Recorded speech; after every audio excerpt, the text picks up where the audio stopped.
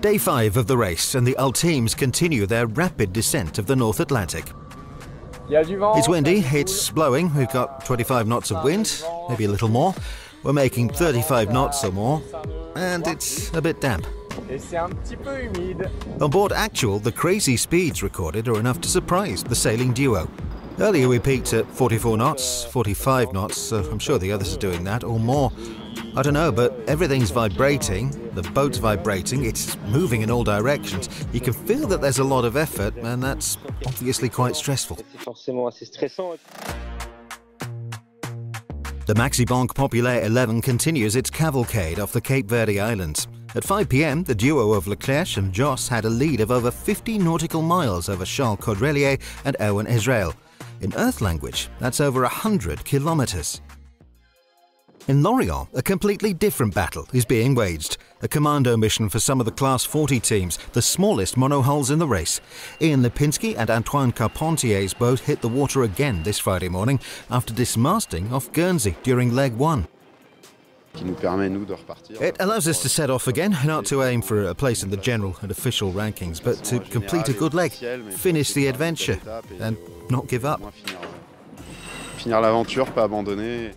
In the hangars at Lorient, the tools are heating up to get Cédric Chateau and Guillaume Pirouel's boat back in working order with its badly damaged bow. They've already repaired some of the damaged bulkheads inside the boat. There's still a good day and a half of work to do, but we hope to see the boat closed up and ready to sail. Objective: to be ready to set sail for Martinique.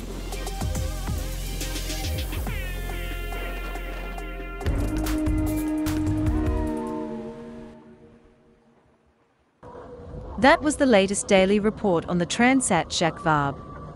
Now here are the latest videos from the boats damaged in Lorient and the Ulteams, who are nearing Brazil on their way to the finish in Martinique.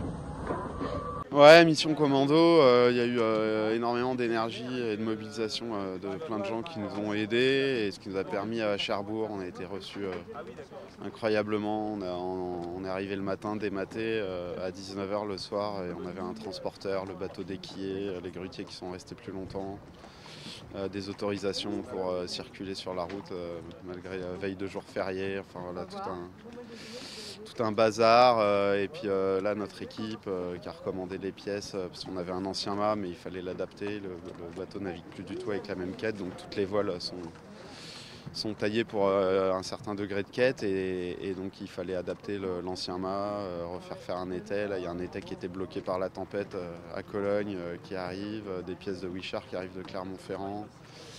Des petits trépas sur le bateau, enfin voilà, c'était un peu course-poursuite, mais là on espère, on est vendredi, et on espère, le bateau, on vient de le remettre à l'eau, de le requiller, et on espère pouvoir mettre le mât aujourd'hui, et ce soir être prêt à, voilà, ce qu'on espère, c'est pouvoir faire une petite nave, être sûr que la vieille grand voile monte bien dans le mât, qu'on est capable de border la voile, voilà.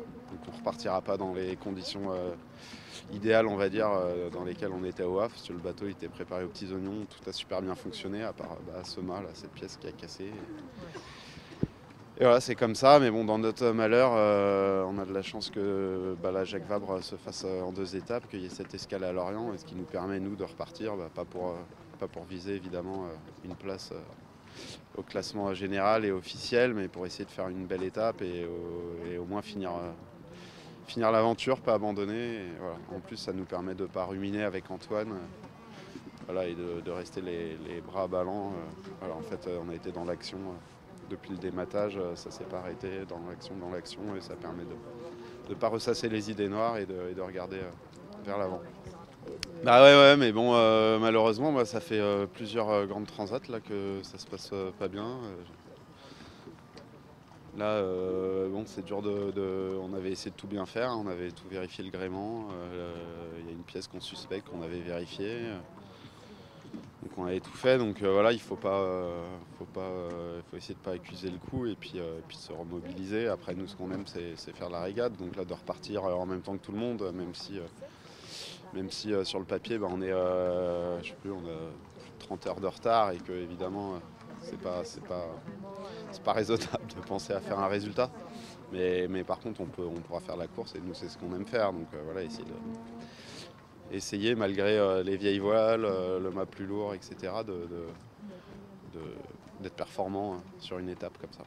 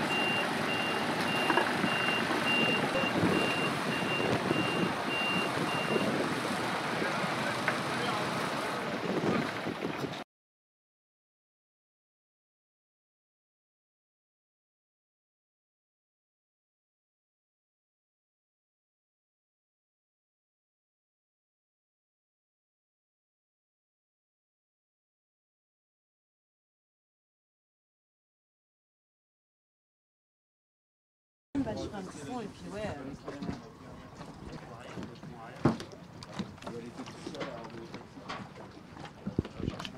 C'est mis la baume. Ouais.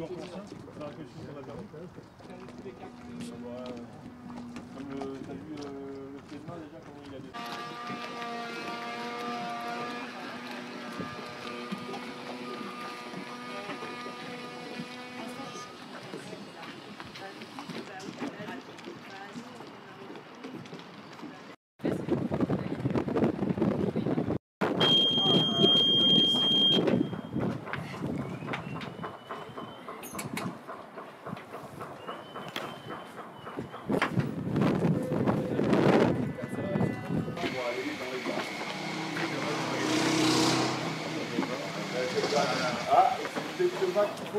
C'est le vin de la Jacques.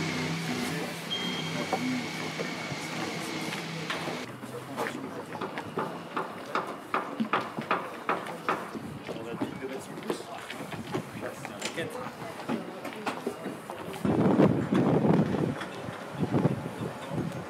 On va se garer les gars. Merci.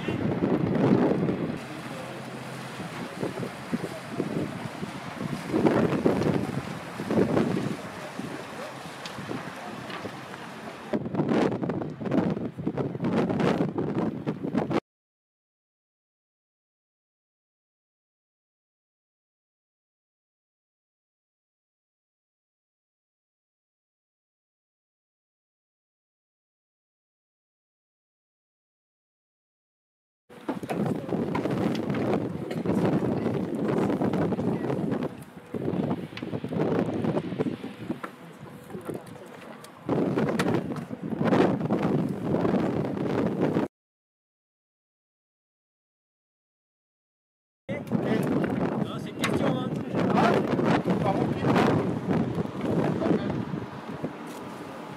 Moi, j'ai toujours pas de réseau. Quelqu'un peut appeler. Ah, ça va le faire. Vous n'avez pas un adaptateur plus gros que ça? Il y a quoi au bout? Bonjour.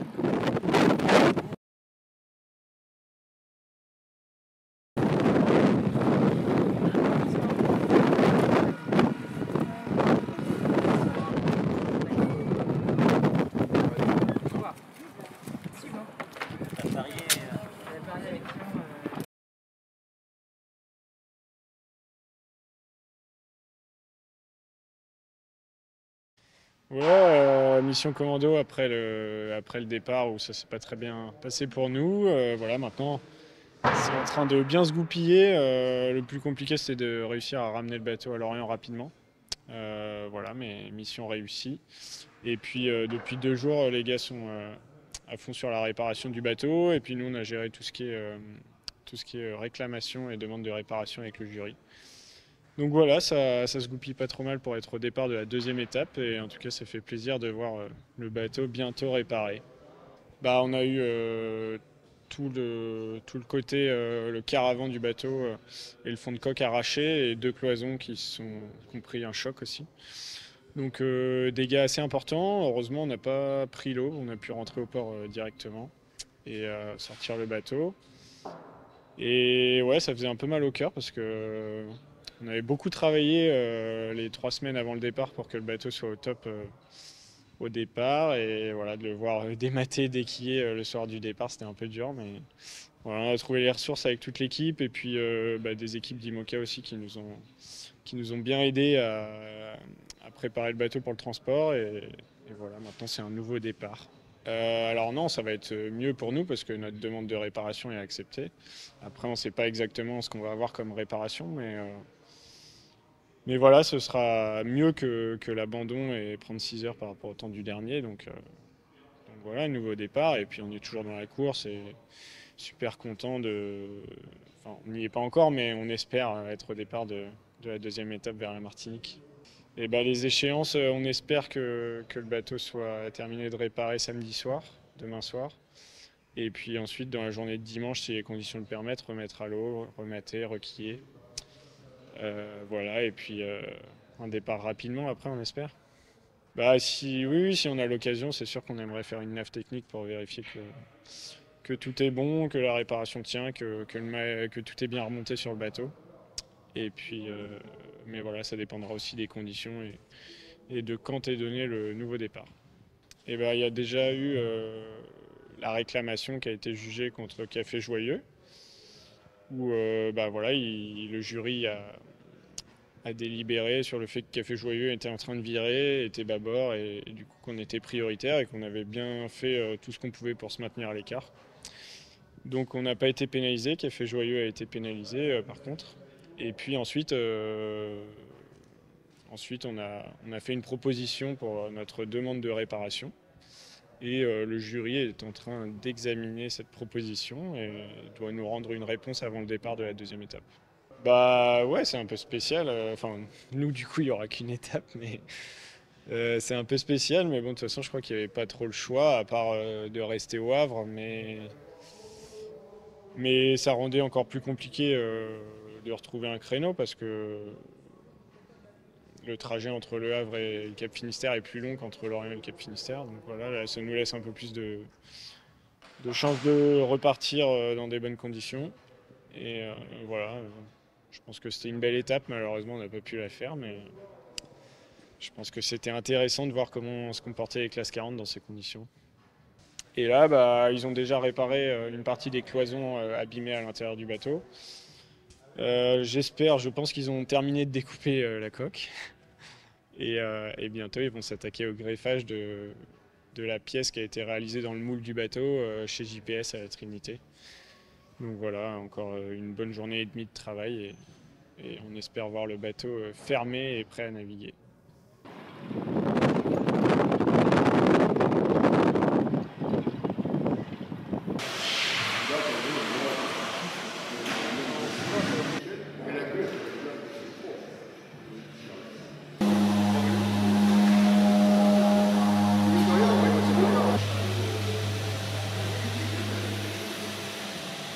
Vous êtes sûr que vous n'avez pas de coupé trop grand On verra ça tout à l'heure.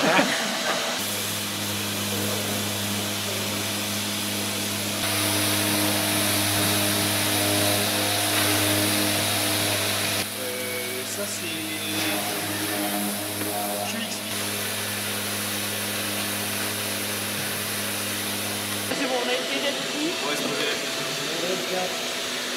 Allez. Dans l'idée.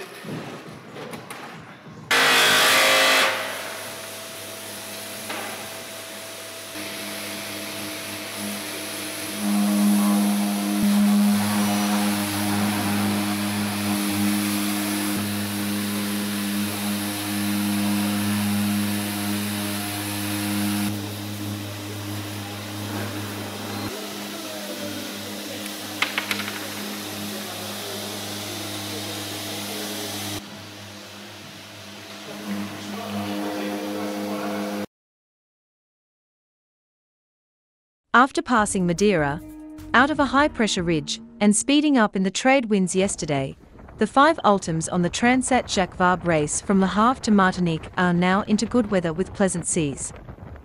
The leaders are speeding south to the Cape Verde Islands, which they are expected to pass today. Armel Leclerc and Tom Leperche on Maxi Bank Populaire 11, which gained the lead yesterday off Madeira, is still in front, clocking up speeds of around 35 knots and extending their lead. In conditions that are ideal for higher speeds, the duos on are working hard to get the most out of their machines, which continue to impress everyone as they make their rapid passage down through the North Atlantic. In these trade winds, they can rely on the autopilot. The chase is on as they head towards the doldrums, which they should reach tomorrow on their way towards the islands of São Pedro and São Paulo, which lie almost exactly in the middle of the Atlantic on the axis between the any corner of Brazil and Sierra Leone in Africa. Ouais. Bien accéléré là. Le vent a pris un peu des tours là, on était un peu pas très rapide après Madère et là c'est reparti 18-20 nœuds d'alizé et tout de suite ça accélère bien. Je suis à moi ça pas dans les 42 de temps en temps. Ça va bien. Un beau sillage.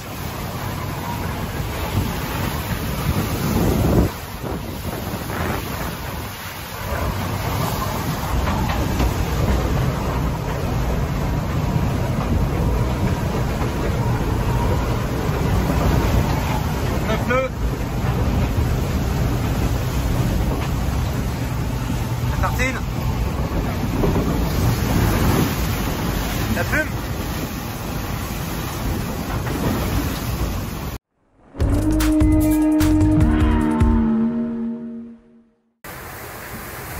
Voilà, le jour se lève ambiance toujours calme.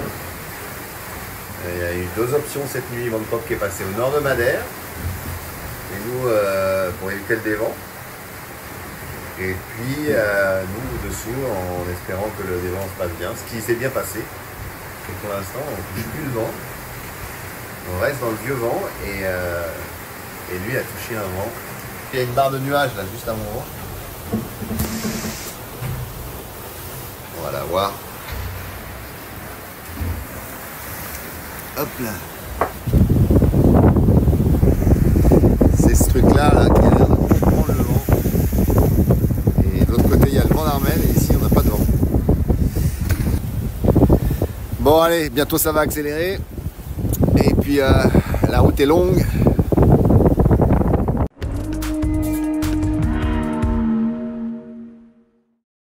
Et voilà, à bord du trimaran Isval des Artigues. Alors on est mercredi J+3. Tom, le 3 départ. jours qu'on est parti, et c'est vrai qu'on est parti en Manche du Havre dans 30 nœuds, rafale à plus de 35 nœuds, et ça allait vite, mer agitée, conditions musclées, et ouais, ça a été des conditions, l'Atlantique Nord, on va dire qu'il est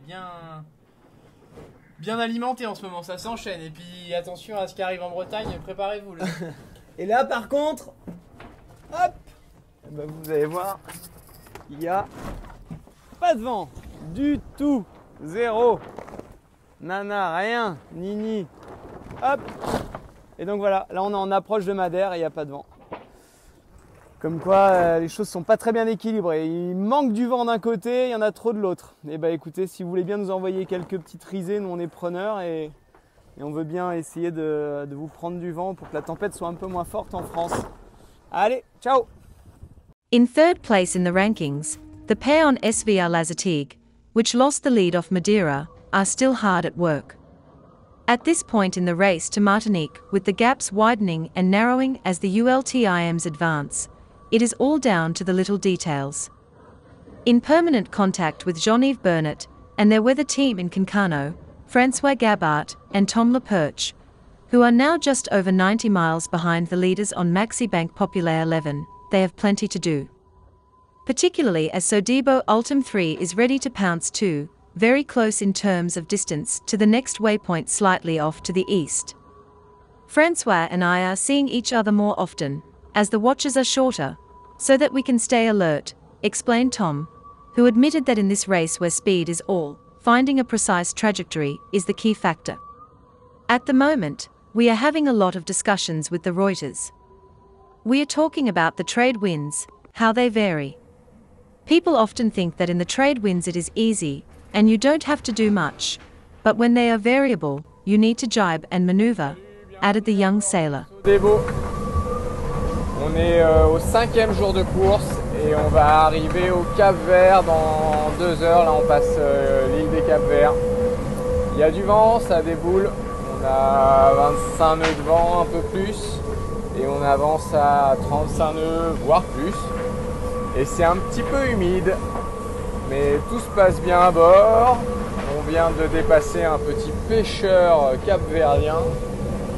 Il y a un petit peu de houle.